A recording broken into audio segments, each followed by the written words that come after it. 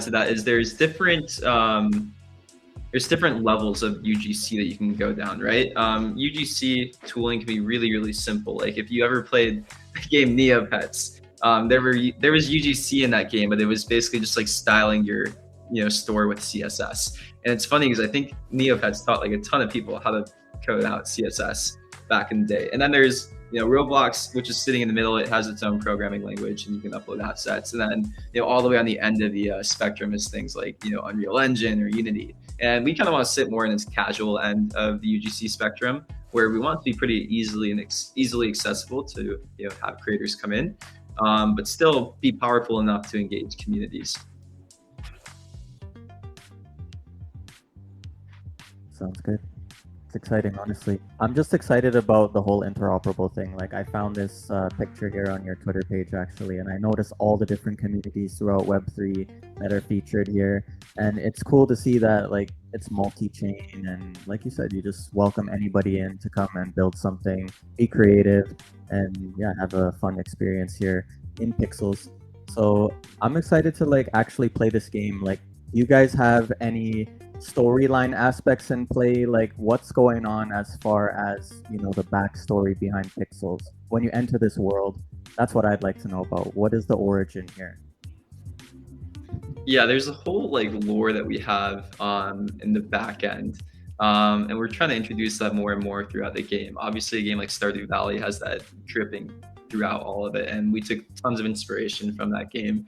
But yeah, the game has more depth than a lot of people who are first coming to play it initially realize too. Our farming game mechanic is quite built out, and there's a bunch of secrets for you to kind of explore. Like the first time that you walk into one of our in-game saunas is this thing that like blows a lot of people's mind. It's when you see like all these people together just like hanging out in this virtual sauna, because there's energy constraints in the game, and it's one of those game mechanics that we've introduced just as an experiment that actually ended up sticking really well. But yeah, I mean, my best advice to you is go to play the game. I'm sure a lot of people in YGG probably know and can help you get through the game loop.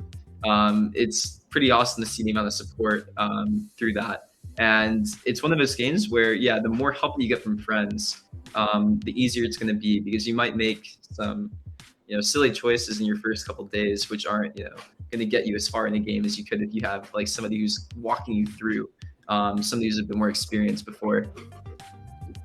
And I think one thing that can actually help, especially the newcomers here, people who are watching this game is called Pixels, the one we're doing a spotlight on. And we actually had a quest on our previous YGG GAP season, which had people or community members from YGG create beginner's guide for Pixels. So maybe we can discuss more into details on that, Fall, and on what are like the quests that we had previously that can actually help out some of our new community members or players who actually are quite interested on what we are talking about.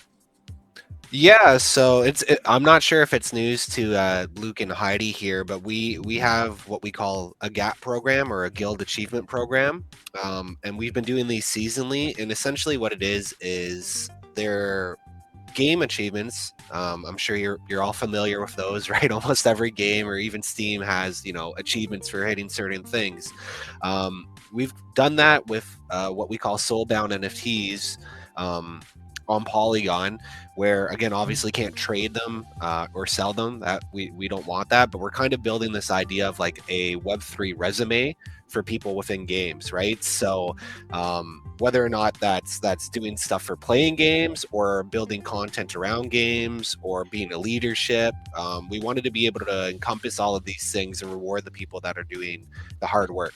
And then, so not only will you get this soulbound NFT, but you also have the opportunity to get different rewards. So we've been using our community token, so YGG token, but we've also had other rewards for different games.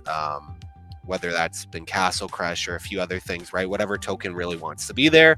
We're kind of teasing the idea of having different rewards possibly as well, like actual NFT rewards to go along with that. But but we're kind of still in the infancy of developing that program. But Tiff, and mainly Legion here, shout out to Legion.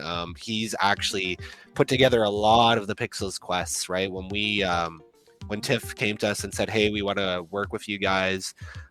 What can you kind of bring to the table?" Right? We were like, "Hey, we can design these quests to really build up some hype around it."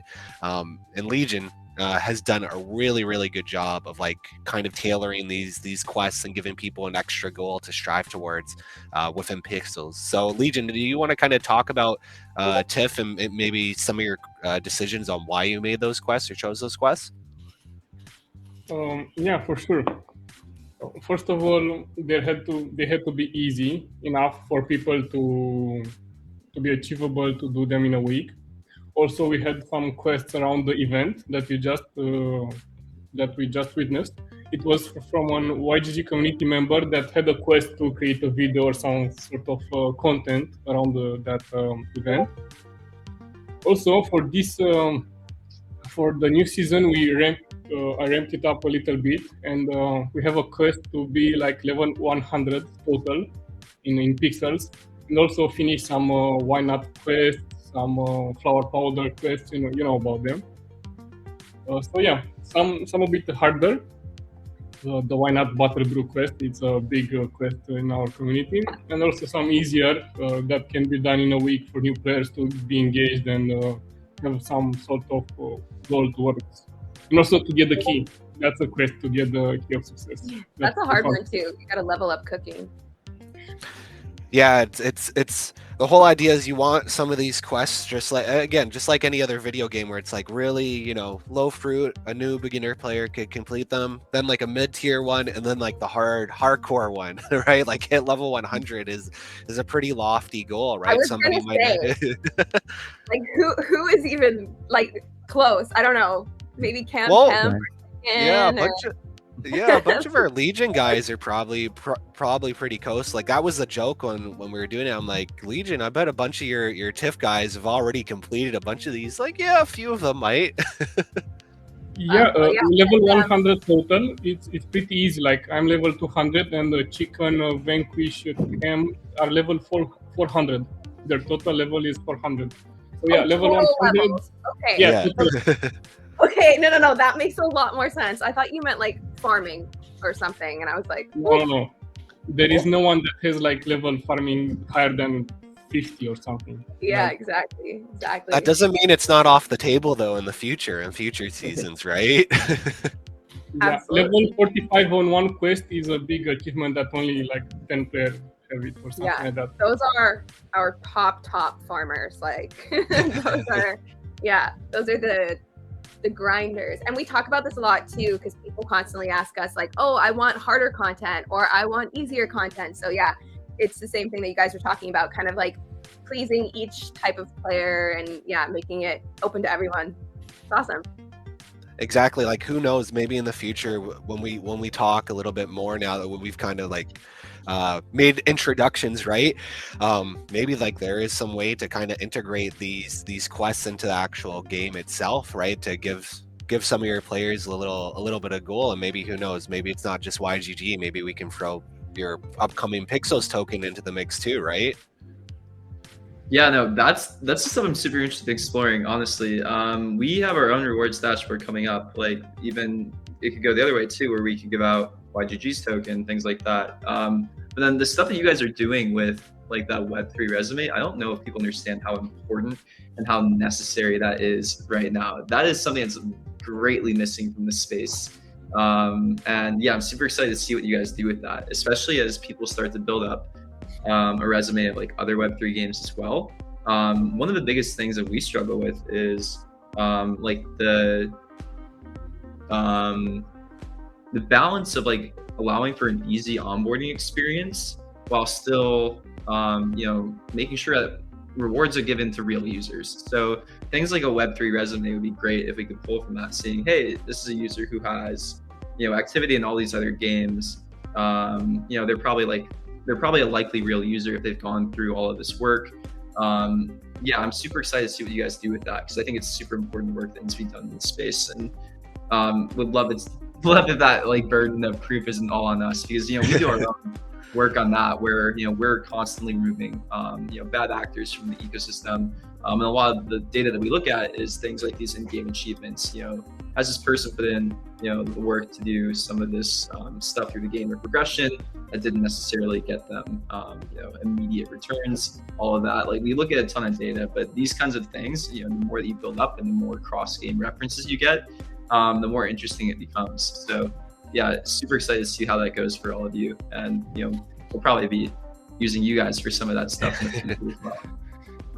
Yeah, you hit the nail on the head, right? It's something that we had been dealing with. A lot of our game partners have been saying the same thing, and we were thinking, well, we want to be the guild of guilds. How do we get around this problem, and how does Web3 really solve that, right? This is where the blockchain can really come in, and it's not like somebody can change or edit their achievement data and be like, yeah, I totally did all this, right? It's on chain, it's immutable.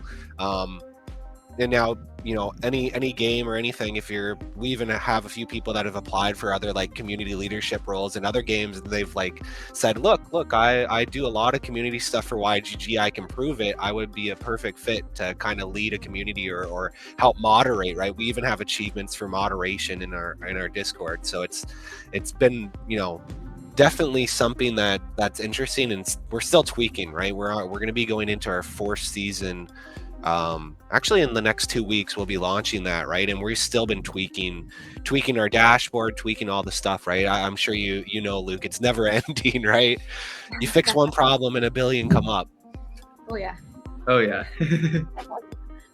Yeah, it's honestly a great program. Like, I can speak on it a little bit firsthand. Like, having this aspect of on-chain badges, like achievements for whatever it is you do. Like myself, I participate in content creation.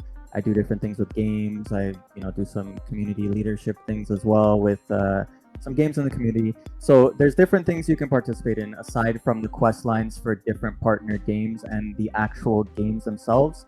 And when you're going to collaborate with other games or projects, whatever it may be, like Fallen said, if you're a moderator and so on, whatever position you're going for, it's a lot more streamlined and credible than sending somebody, a cover letter with your resume with all of these references and so on. You can see it on chain. You can see the specific data and everything that you need to know without even having to go through all of these things. So far, I think it's doing really well. There's a lot of other guilds doing similar things as well, but not quite at this level. But this is only the beginning, and hopefully this continues to evolve and becomes more of a reliable platform moving forward.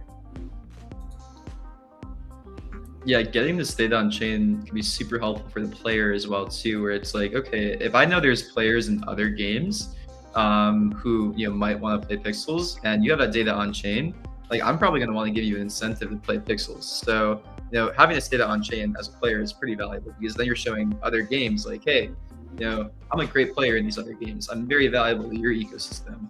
Like, you should probably give me some incentives to join that.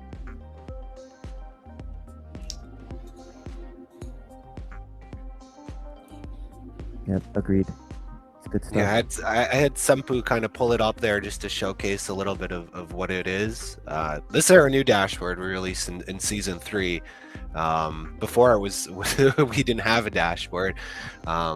So this is, again, iteration 2 of probably many more coming up.